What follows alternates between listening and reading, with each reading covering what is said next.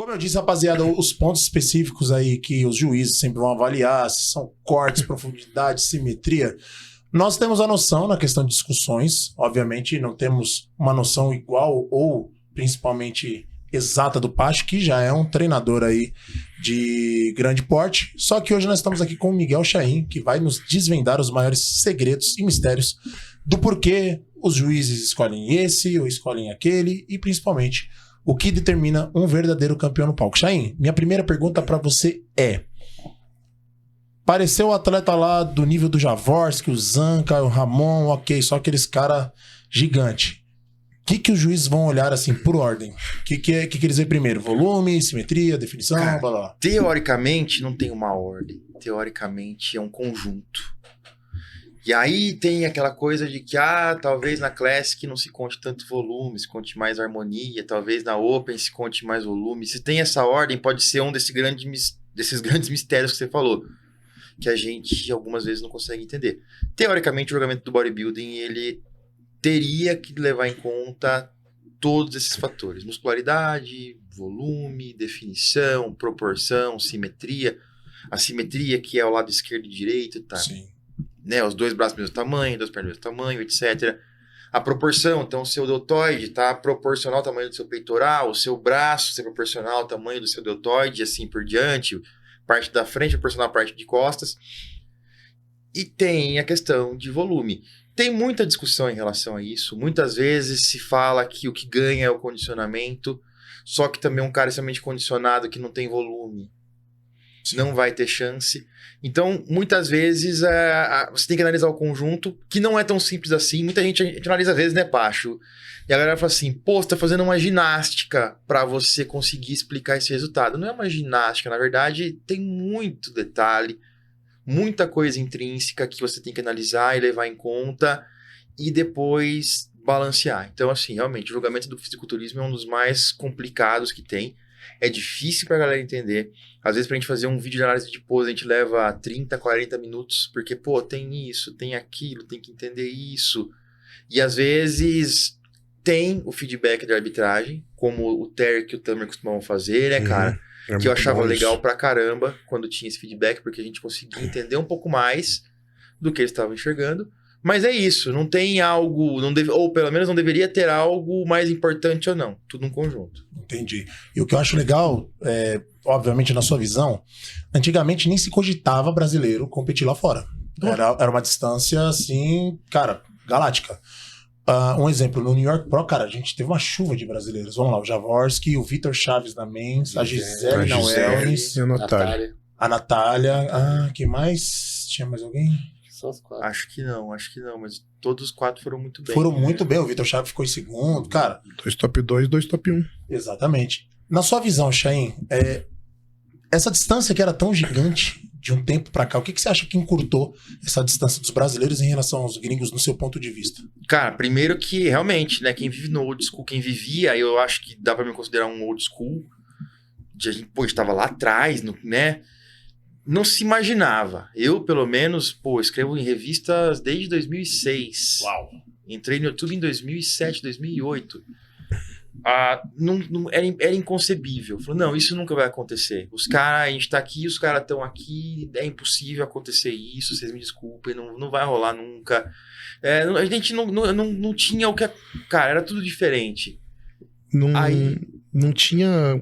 perspectiva, né? Não tinha um caminho. Você olhar, não, se eu for por aqui vai dar. Não tinha isso, não existia. Assim, os caras têm uma genética muito louca, os caras têm algum truque mágico que a gente não tem. Deve ter alguma coisa. Tem uma droga mágica, né? Ou algum truque, melhor. Porque tem que ter alguma coisa, porque...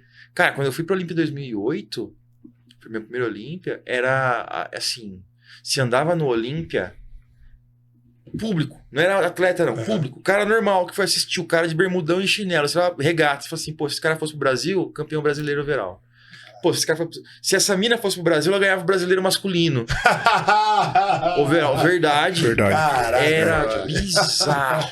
Eu lembro que eu via na época ali os vídeos, tipo assim, do Marcos Huck, a mulher dele. Lembra da mulher cara, se a mulher dele vier aqui pro brasileiro, ferrou. Nossa senhora, aquele cara era absurdo. Não, mas a gente perdia pra mulher dele. Exato. A mulher dele Não, ele era uma coisa absurda. A mulher dele seria campeã brasileira masculina naquela época. Era um bagulho totalmente fora. O que eu acho que fez essa distância mudar? Primeiro, vinda da NPC pro Brasil. Acho que isso aí é um negócio que é indiscutível, inquestionável. Antes disso a gente tinha muito talento, só que todos os talentos ficavam represados, segurados ali. O cara tinha como ser profissional, mas não dava um cartão pra ele. Era praticamente uma caverna do dragão, né? O cara ficava no amador ali. Caraca, paixão. Era difícil, cara. Ficava no limbo. Tipo assim, porque o feito tipo, que o Correia fez é algo... É absurdo. Bravou, né? Porque era um caminho quase impossível, cara. Foi, né, enfim, foi um negócio que ele conseguiu o Procard dele. E aí, eu lembro que eu cobria na época, a gente tava na mesma empresa e, cara, falei, não tô acreditando que o cara tá conseguindo fazer isso. Só que era um sozinho. E ali a gente tinha muita gente. Pô, o Alex dos Anjos é um grande exemplo que eu sempre uso. O cara era pra ele ter sido top do Olímpia. No auge da carreira dele, ele foi segurado. Travaram foi ele. Segurado, foi... Aí, quando a NPC vem pro Brasil, legal. Agora a gente vai premiar realmente quem merece ter um Procard. Nossos talentos estavam representados, teve a primeira leva de muita gente que estava ali já para ser profissional fazia tempo e foi virando profissional. E depois que já rendeu pra gente melhorar bastante colocações, e depois veio a nova juventude, que já começou, na minha opinião, trabalhando, começando no esporte, com outra perspectiva, que quando você começa no esporte, cara, eu faço por amor, só que eu sei que não vai chegar, é uma coisa. Os caras vendo que todo mundo tava chegando, pô, o cara que tá ali, isso cria, acho que liga uma chave na galera. Sim. Um outro ponto que eu acho que também que fez muita diferença foi essa criação de vários CTs. Ter um local específico voltado para o fisiculturismo, as empresas investindo massivamente, então assim, todas as empresas começaram a investir, colocar grana em atleta, e sem isso também não teria acontecido, que você teria o material humano, teria o Procard, mas e aí? E teve empresa que no começo era contra, pô, vai virar profissional, vai ter que mandar para fora, vai ficar caro, não sei o que lá, e enfim... Mas a maioria apoiou. Aí hoje a gente tem muitos shows no Brasil, que era outro ponto. Pô, realmente é caro competir fora. O Jaworski, eu tava falando pra ele, eu competi fora já no powerlifting, competi no campeonato mundial, na Europa, Estados Unidos, e é caro, é difícil, psicologicamente é custoso. Então o fã, hoje em dia, ele não faz ideia do que é um cara desse ir pra fora, sozinho. O tamanho da vitória que é um cara desse conseguir chegar lá fora, num país de língua diferente, cara, é diferente, totalmente. O Moraes falou, pô, eu escolhi competir em São Paulo, por quê? Tô palestrinha aqui também pra caramba, né? Fala alguma coisa. Pelo amor tá de bom. Deus. O Moraes... Tá subindo a galera aqui, você acha que eu vou te interromper, mas nunca. O Moraes falou, cara, competi 1 hora de carro de casa. Eu comprei as coisas no mercado que eu sempre compro. Eu comprei a carne no açougue que eu sempre compro.